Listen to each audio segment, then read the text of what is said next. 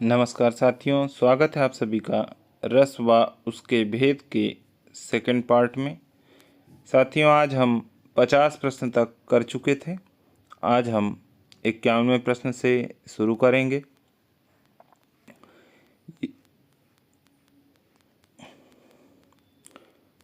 शुरू करने से पहले निवेदन है कि चैनल को सब्सक्राइब अवश्य कर लें और वीडियो को लाइक करें, दोस्तों को शेयर करें। 51वां प्रश्न यहीं से शुरू होगा।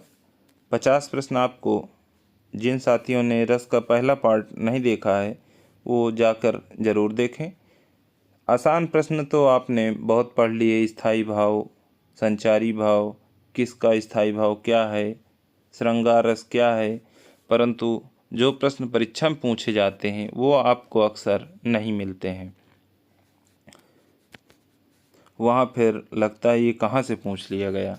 इसलिए इन प्रश्नों को पढ़ने के बाद आप पाएंगे कि वाकई में आपकी तैयारी में कुछ बदलाव आया है। आइए शुरू करते हैं। साथ में ही आदिकाल पूरा हो चुका है। भक्ति काल का लगभग 3 से 4 पेपर हो चुके हैं। रीतिकाल के 100 प्रश्न अभी बाकी हैं, 400 पूरे हो चुके हैं। बाकी अभी चल ही रहा है।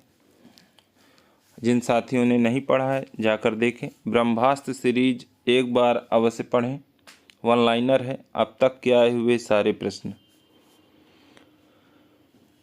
51वां प्रश्न है, किस रस का संचारी उद्दीपन विभाव, बादल की घटनाएं, कोयल का बोलना, बसंत ऋतु आदि होते हैं?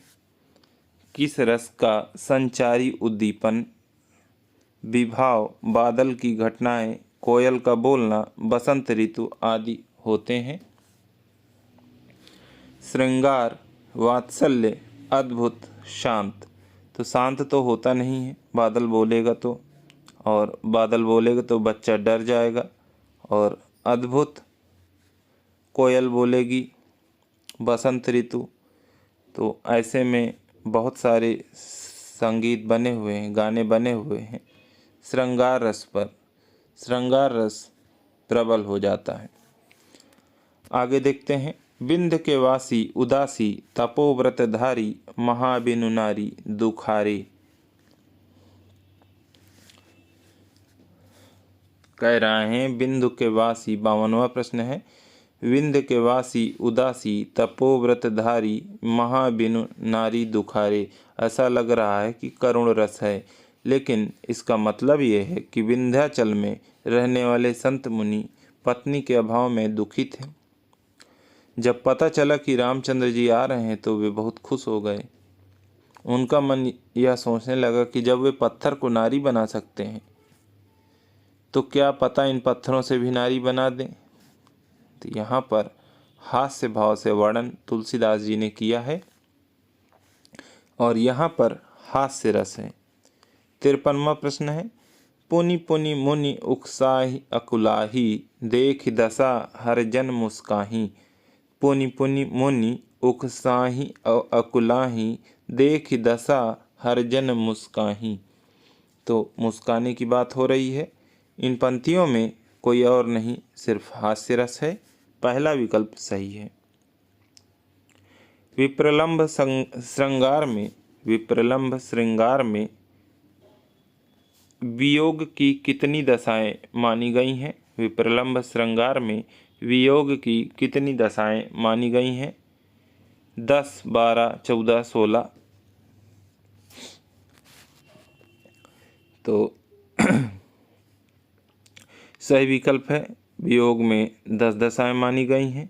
अभिलाषा, चिंता, स्मरण, गुणकठन, उद्वेग, उन्माद, प्रलाप, व्याधि, जड़ता, मरण। कुछ विद्वान मूर्छा को मिलाकर 11 और वहीं कुछ मरण को हटाकर 9 मानते हैं। यहाँ पर सही विकल्प है 10। 55वां प्रश्न है, आधा पात बबूल का, तामे तनिक पिसान, लाला जी करने लगे छठे क्षमा से दान। आधा पात बबूल का, तामे तनिक पिसान, लाला जी करने लगे छठे क्षमा से दान, है नहीं है और दान करने लगे हैं। हास्य रस की बात हो रही है। दुख ही जीवन की कथा रही, क्या कहूँ आज जो नहीं कही। दुख ही जीवन की कथा रही, क्या कहूँ आज जो नहीं कही। उपर्युक्त पंक्तियों में कौन सा रस है? आपको बताना है कि ये पंक्तियाँ किसकी है, बहुत ही प्रसिद्ध है। करुण रस इन पंक्तियों में है। दुख व्याप्त हो रहा है। 57वां प्रश्न है, जब पहुँची चपला बीच धार, छिप गया चांदनी का कगार। जब पहुँची चपला बीच धार, छिप गया चांदनी का कगार में कौन सा रस है? वीर रस, वात्सल्य रस, अद्भुत रस, संयोग श्रृंगार रस।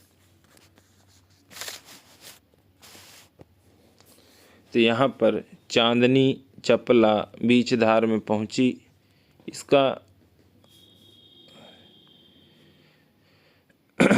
इसमें रस है संयोग श्रृंगार रस। इसकी डिटेल अभी पहले ही दी जा चुकी है। जो शुरू के 50 प्रश्न हैं, जब आप पढ़ेंगे तो आपको उसमें इसका वो मिल जाएगा। चांदनी से मिलने धार पहुंच गई है, ऐसा ही कुछ था। कंकन किंकिन नुपुर धुनि सुनी, कंकन किंकिन नुपुर धुनि सुन में कौन सा रस है? वीर रस, वात्सल्य रस, अद्भुत रस, श्रृंगार रस। कंगन करधनी पाजेब की झनकार सुनकर राम हृदय में विचार कर लक्ष्मण से कहते हैं, मानो कामदेव की ने डंका बजाया है और विश्व जीतने का इरादा किया है। श्रृंगार रस।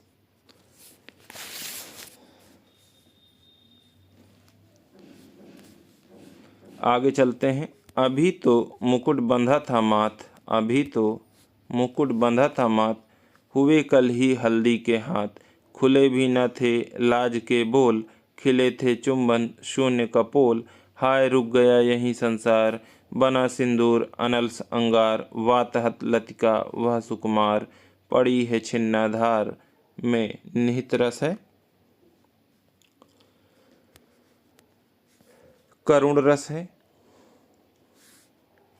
पंक्तियों को पढ़ेंगे आपको समझ में आ जाएगा। अभी तो बंधा था मुकुट माथ, कल ही हुए कुछ अनहोनी की बात हो रही है। आगे चलते हैं। यहाँ पर करुण रस है। 60वां प्रश्न है, बोरों सबे रघुवंश कुठार की, धार में बारन बाजी सरत थाही। बान की वायु उड़ाओ के लक्षण, लक्ष्य करो अरिहा समरथ थाही। इन काव्य पंक्तियों में कौन सा रस है? विभत्स रस, रौद्र रस, वीर रस, भयानक रस। इसमें कहा गया है कि राम के क्रोध और धनुष धारण की क्षमता का उल्लेख किया गया है, जिससे शत्रु डर जाते हैं। बोरो सबे रघुवंश कुठार की, धार में बारन बजी सरथाही। बान की वायु उड़ाव के लक्षण। रौद्र रस है। जब शत्रु डरेंगे तो वहाँ पर रौद्र रस हो जाएगा। उस काल मारे क्रोध के तन कांपने, उसका लगा मानो हवा के जोर से। सोता हुआ सागर जगा। पंक्तियों में कौन सा रस है? रौद्र रस है। मन पछितई हैं अवर बीते,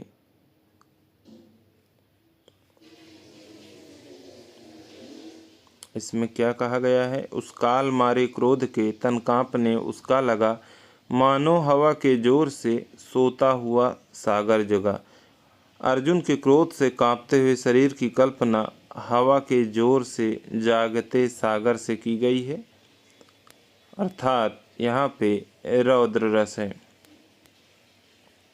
मन पछितई हैं अवर बीते, 62वां प्रश्न है।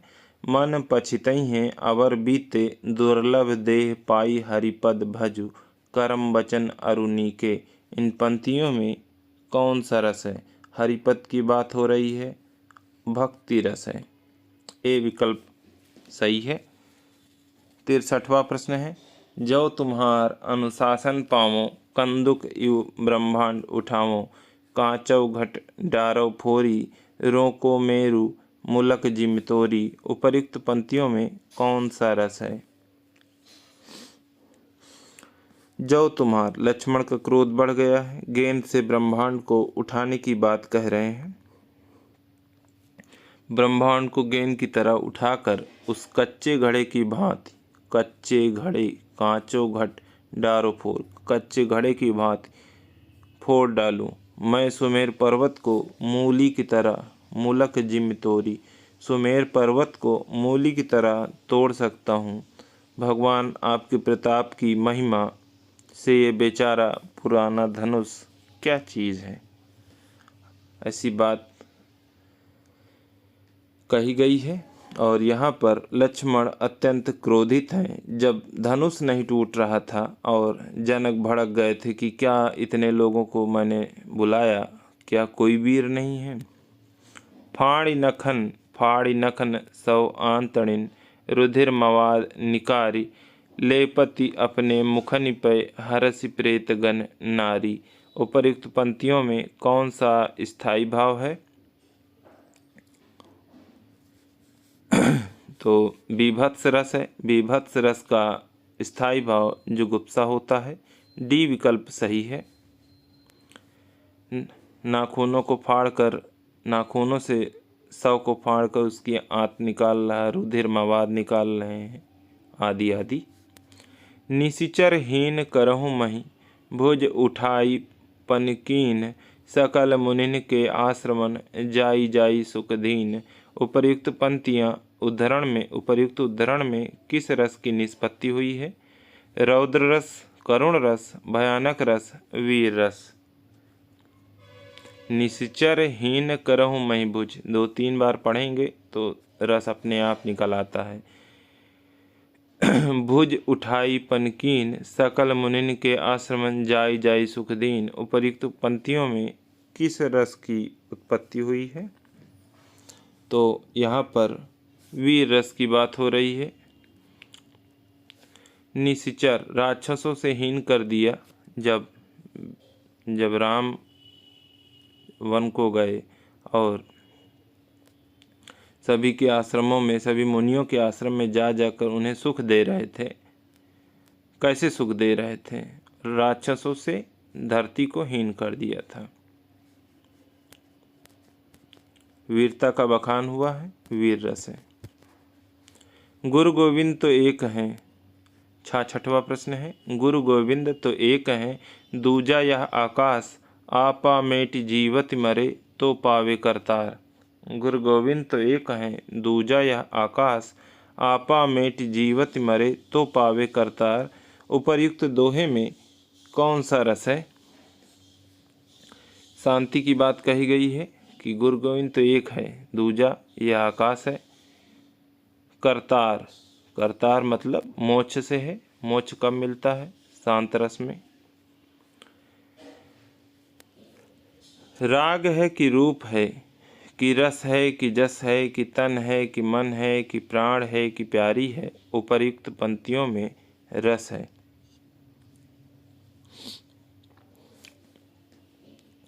श्रृंगार, वात्सल्य, अद्भुत, शांत। राग है कि रूप है, रस है कि जस है, कि तन है कि मन है। कंफ्यूज है और बड़ा आश्चर्य में है कि क्या है। 68वां प्रश्न है, जहाँ सुमति तहाँ संपत नाना, जहाँ सुमति तहाँ संपत्ति नाना, जहाँ कुमति तहाँ विपत्ति निदाना। जहाँ अच्छी बुद्धि होती वहाँ पर संपत्ति होती है, जहाँ पर बुरी बुद्धि होती है तो वहाँ पर विपत्ति होती है। कौन सा रस पूछा गया है? श्रृंगार, करुण, शांत, भयानक। यहाँ पर शांत रस है, जहाँ अच्छी बुद्धि है। आगे चलते हैं। समरस थे जड़ या चेतन, सुंदर साकार बना था, चेतनता एक विलसती, आनंद अखंड घना था। इन पंक्तियों में कौन सा रस है? आनंद अखंड घना था। शांत रस की बात हो रही है। यशोदा हरि पालने झुलावें, हल रावे दुलराए मल्हावें, जोई सोई कछु गावें। इस अवतरण में कौन सा रस है? तो पालने में किसको झुलाया जाता है? बच्चे को झुलाया जाता है।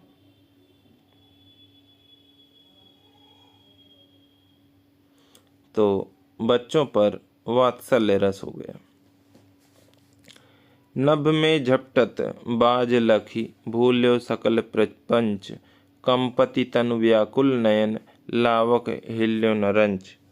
आकाश में झपटते हुए बाज को देखकर लावक पक्षी ने सब कुछ भुला दिया। उसका शरीर कांपने लगा, उसकी आंखें व्याकुल हो गईं और लावक पक्षी हिल गया।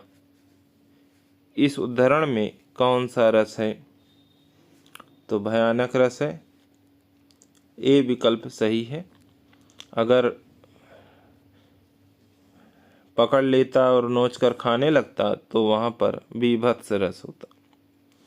वीरदंत की पंगति, वीरदंत की पंगति, कुंदकली अधराधर पल्लव, लोचन की चपला चमके घन बीच जगह, छवि मोतिन माल अमोलन की। इस पद्यांश में कौन सा रस है? शांत रस, वात्सल्य रस, श्रृंगार रस, करुण रस। वात्सल्य रस है। वरदंत पंगति, कुंदकली अधराधर पल्लव, लोचन की। 73वां प्रश्न है। ज्यों ज्यों पटु झटकती हठती, हंसती नचावती नयन, त्यों त्यों निपट उदारहु फगुआ, देत वनयना। पंक्ति में कौन सा अनुभाव है? मानसिक अनुभव, वाचिक अनुभव, सात्विक अनुभव, कायिक अनुभव। तो काया से करेंगे। हाँ, हंसेंगे कैसे? शरीर से। ये कायिक अनुभव है। सोहत कर नवनीत लिए, सोहत कर नवनीत लिए, घुटुरन चलत रेणु तन मंडित, मुख दधि लेप किए। घुटनों से कौन चलता है? बच्चे चलते हैं। तो वहाँ पर कौन सा रस हो जाएगा? वात्सल्य रस हो जाएगा। सी विकल्प सही है। 75वां प्रश्न है। वेशभूषा से जो भाव प्रदर्शित किए जाते हैं उन्हें कहा जाता है? आहार्य, कायिक, सात्विक, मानसिक।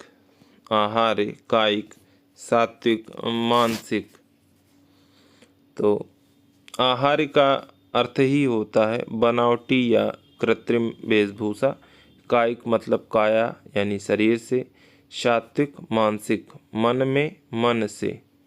जो भाव मन से उत्पन्न हो वो सात्विक है, जो मन में उत्पन्न हो वह मानसिक है। 76वां प्रश्न है। मेरी भव बाधा हरो, राधा नागरी सोई, जातन की झाई परे, श्याम हरित दुत होय। सूरदास कहते हैं, हे राधा मेरे सांसारिक कष्टों को हर लो। राधा की छाया पड़ने से कृष्ण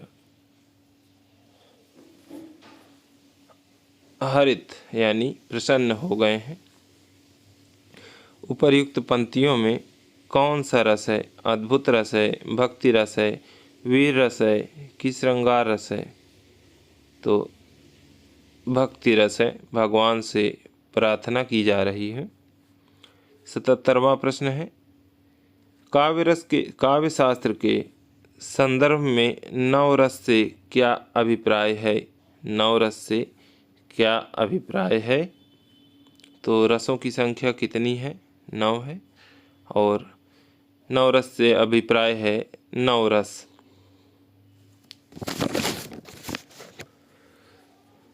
सहृदय के हृदय में स्थित भावों को आस्वादन योग्य बनाने वाले उपादानों को क्या कहते हैं? सहृदय के हृदय में स्थित भावों को आस्वादन योग्य बनाने वाले उपादानों को क्या कहते हैं? व्यभिचारी भाव, विभाव,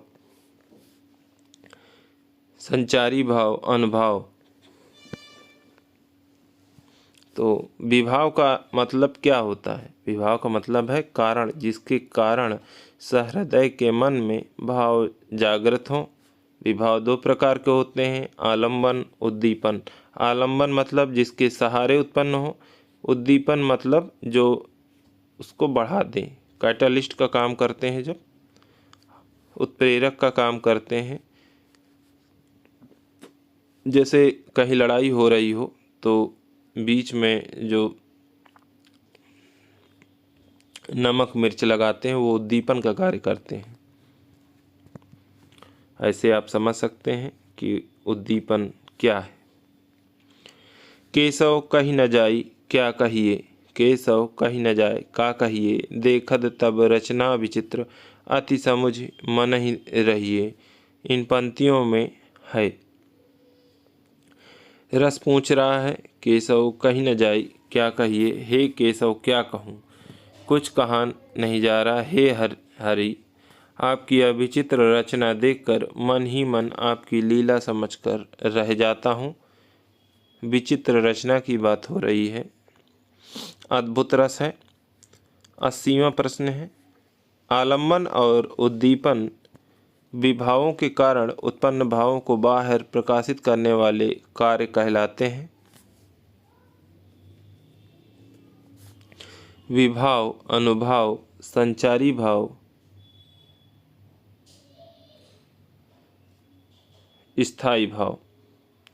तो सही विकल्प है अनुभाव। भाव के पीछे भावों को बाहर, विभाव तो कारण है, स्थायी हो गया, संचारी क्षणिक है, लेकिन अनुभाव विभाव के बाद आता है। अनुभाव प्रकाशित करने का कार्य करेगा कौन? अनुभाव। आगे चलते हैं।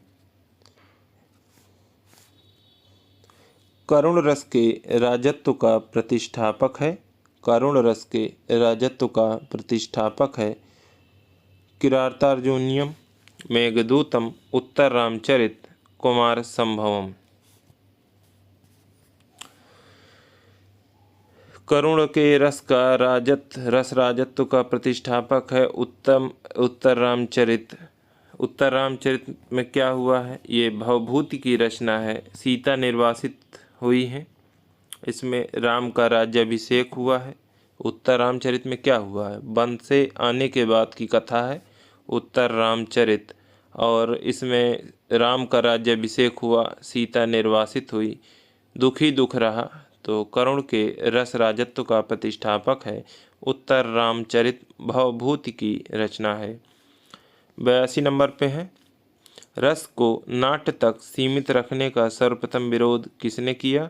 रस को नाट्य तक सीमित रखने का सर्वप्रथम विरोध किसने किया? भामा, रुद्रट, आनंदवर्धन, अभिनवगुप्त। सही विकल्प है अभिनवगुप्त, डी विकल्प सही है।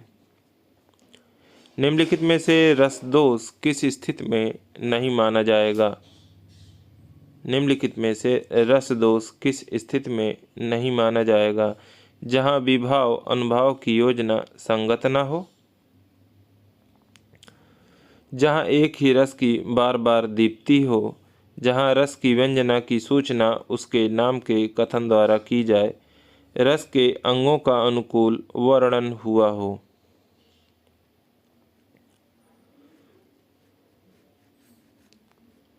तो विभाव अनुभाव की योजना संगत न हो, वहाँ रस दोष नहीं होगा। जहाँ एक ही रस की बार बार दीप्ति हो, वहाँ भी रस दोष होगा। पूछा जा रहा है कि रस दोष किस स्थिति में नहीं माना जाएगा? योजना संगत न हो, संगत होगी। जहाँ रस की व्यंजना की सूचना उसके नाम के कथन द्वारा की जाए, अब ऐसा क्या है, यहाँ तो रस दोष हो ही जाएगा। किसी को बता दो हम हंसा रहे हैं तुम्हें, तो फिर वहाँ तो मज़ा नहीं आएगा ना। रस के अंगों का अनुकूल वर्णन हुआ हो, अनुकूल वर्णन कर दीजिए, तो वहाँ रस दोष कैसे हो जाएगा? जैसे कोई कॉमेडी कर रहा हो और बार बार बता रहा हो कि मैं कॉमेडी कर रहा हूँ, मैं कॉमेडी कर रहा हूँ, तो वहाँ पर रस दोष हो जाएगा। इसको इस तरह से समझ सकते हैं। लेकिन अगर कोई हंसा रहा है और आप समझ ना पाए, तो वहाँ पर अनुकूल वर्णन हुआ है। 84वां प्रश्न है, स्थायी भाव जब विभाव, अनुभाव एवं संचारी भावों के योग से आस्वादन करने योग्य हो जाता है, तब सहृदय प्रेक्षक के हृदय में रस रूप में उसका आस्वादन होता है। रस की यह परिभाषा किस विद्वान ने दी है? स्थायी भाव जब विभाव, अनुभाव और संचारी भावों के योग से आस्वादन करने योग्य हो जाता है, तब सहृदय प्रेक्षक के हृदय में रस रूप में उसका आस्वादन होता है। रस की यह परिभाषा किस विद्वान ने दी है? श्याम सुंदर दास, विश्वनाथ, रामचंद्र शुक्ल, आचार्य धनंजय। तो सही विकल्प है श्याम सुंदर दास, ए विकल्प सही है।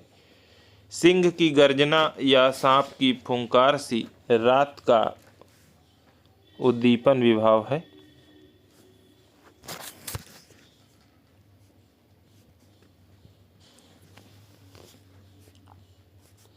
सिंह की गर्जना या सांप की फुंकार सी रात का उद्दीपन विभाव है। क्या होगा? वीर होगा, भयानक होगा, रौद्र होगा, अद्भुत होगा। जैसे कहीं आप जा रहे हैं और आपको रास्ते में सांप मिल जाए तो क्या होगा? भयानक ही होगा। वीरता तो आप दिखा नहीं देंगे, हाँ भाग कर वीरता दिखा सकते हैं।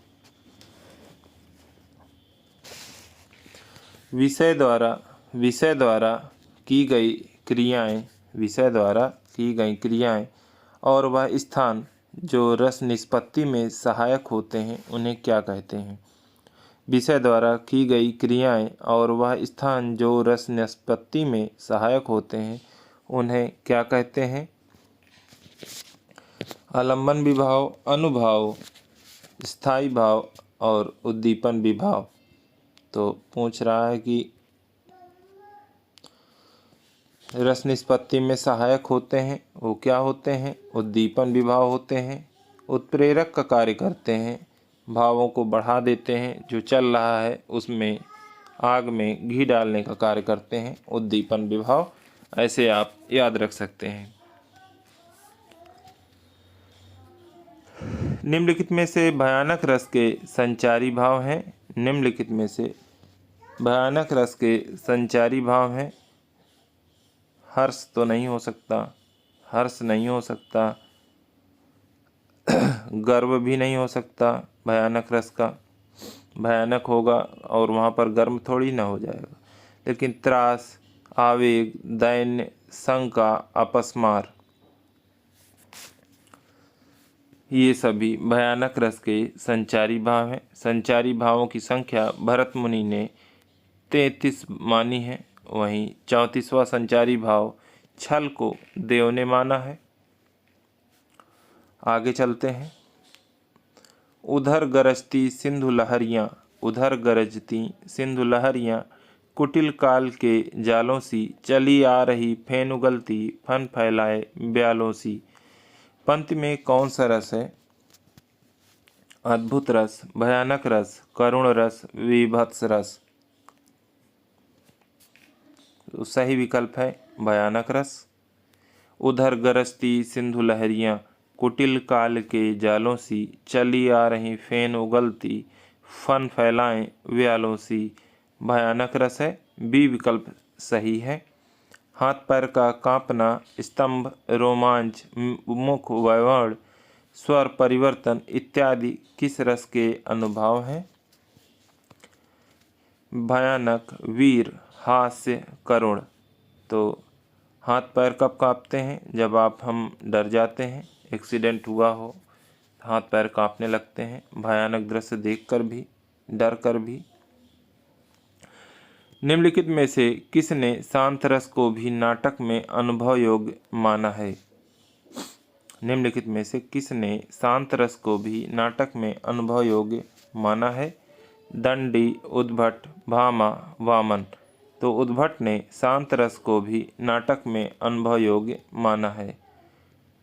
निम्नलिखित में से रस की विशेषता नहीं है। निम्नलिखित में से रस की विशेषता नहीं है। ब्रह्मस्वात सहोदर, स्वप्रकाशानंद, लोक चमत्कार प्राण, अखंड। तो लोक चमत्कार प्राण रस की विशेषता नहीं है।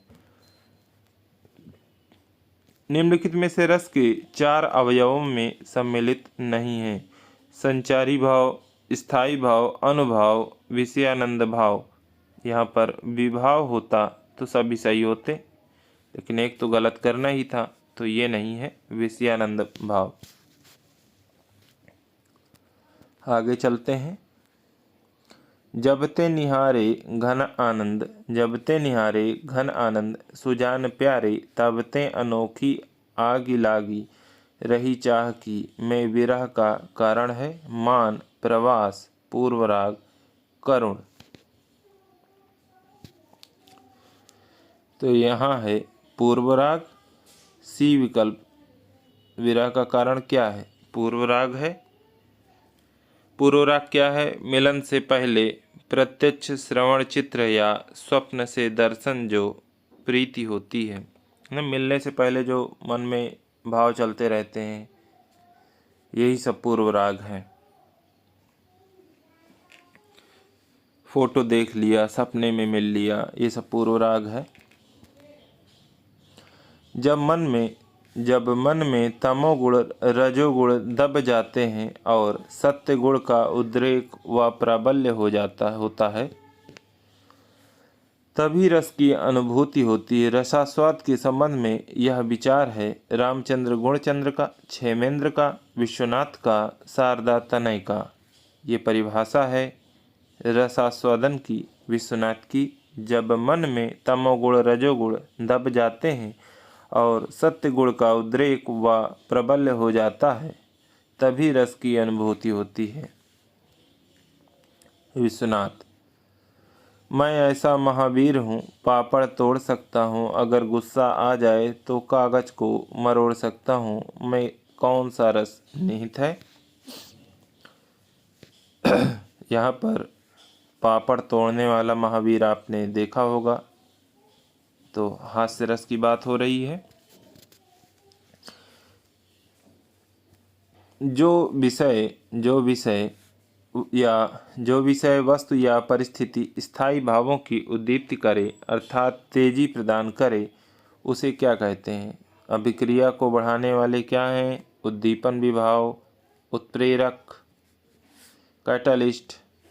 उद्दीपन विभाव तेजी प्रदान करें, सीधे पूछ लिया गया है।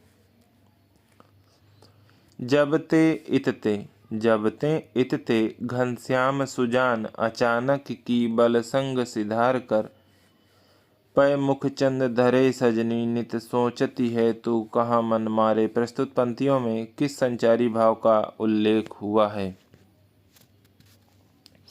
मोह, स्मृति, ग्लानि, वितर्क। जबते इतते, जब से, यहाँ से, घनश्याम सुजान, अचानक की बलसंग सिधारे कर, पै मुख चंद धरे सजनी, नित सोचती है तू कहाँ मन मारे, स्मृतियों की बात हो रही है। अनुभावों की संख्या और उसके प्रणेता के संबंध में कौन सुमेलित नहीं है? अनुभावों की संख्या और उसके प्रस्तोता के संबंध में कौन सुमेलित नहीं है?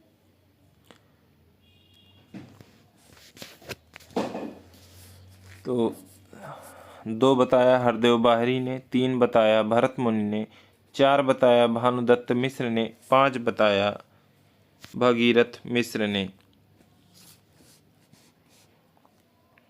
इसको आप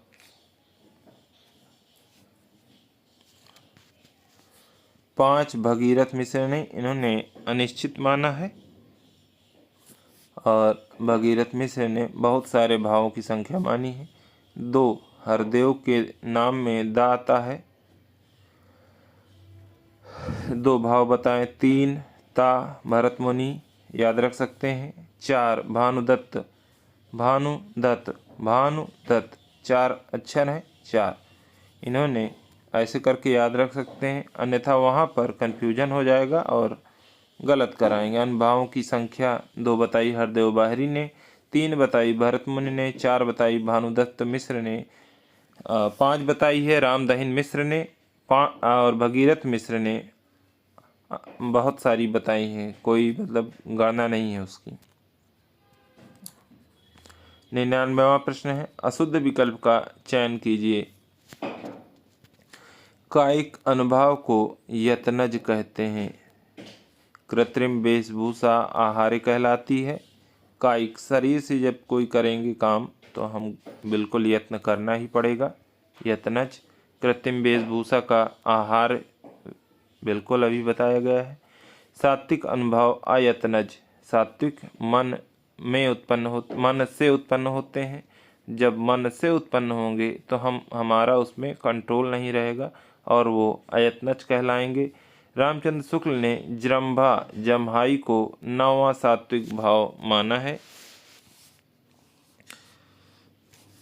तो सात्विक भावों की संख्या कितनी है? 8 है, परंतु भानुदत्त मिश्र ने जम्हाई को 9वां सात्विक भाव माना है, रामचंद्र शुक्ल ने नहीं, भानुदत्त मिश्र ने, भानुदत्त मिश्र ने।